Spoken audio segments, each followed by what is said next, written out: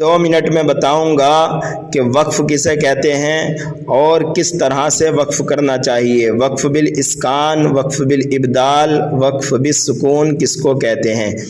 वक्फ का माना है ठहरने और रुकने के, यानी जिस कलमे पर वक्फ करें तो उस कलमे के आखिरी हर्फ पर आवाज़ और सांस दोनों को ख़त्म कर दें। कलमे का आखिरी हर्फ कौन सा होता है, जैसे कि लहाफिज़ीना में नून, ये कलमे का आखिरी हर्फ है। अगर कलमे के आखिरी हर्फ पर इन 7 हरकतों में से कोई हरकत आ जाए, यानी कलमे के आखिरी हर्फ पर ज़बर, ज़ेर, पेश, 2 ज़ेर, 2 पेश, खड़ा ज़ेर, उल्टा पेश हो तो वक्फ करते वक्त उसको साकिन कर दें, यानी जज़म लगा दें। इसको कहते हैं वक्फ बिल इस्कान।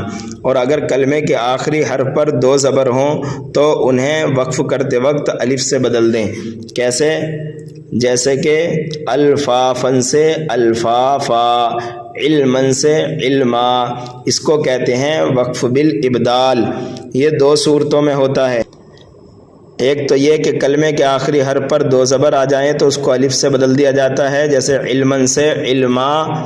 और दूसरी सूरत यह है कि कलमे के आखिरी हर्फ पर अगर गोल ता आ जाए तो उसको हाय साकिना से बदल दिया जाता है, जैसे कुव्वतन से कुव्वाह, रक़बतिन से रक़बाह, इसको कहते हैं वक्फ बिल इब्दाल। वक्फ बिल सुकून किसको कहते हैं, कलमे के आखिरी हर्फ पर अगर इन 5 हरकतों में से कोई हरकत आ जाए। नंबर 1, खड़ा ज़बर आ जाए, या जज़म आ जाए, या अलिफ मद्दा आ जाए, या वाव मद्दा आ जाए, या फिर या मद्दा आ जाए।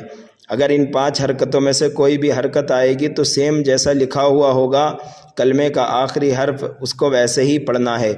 इसको कहते हैं वक्फ बिल सुकून। तो मैं समझता हूँ आपको बात समझ में आ गई होगी। आप हज़रात तजवीद सीखने के लिए इस चैनल को ज़रूर सब्सक्राइब करें।